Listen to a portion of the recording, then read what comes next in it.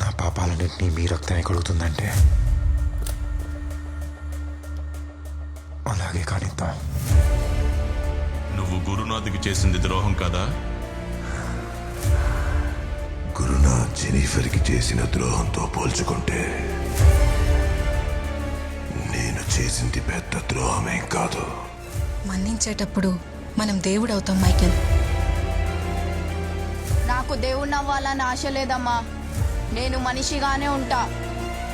నేను దేవుణ్ణి కాదు, మిమ్మల్ని ఎప్పటికీ క్షమించలేను.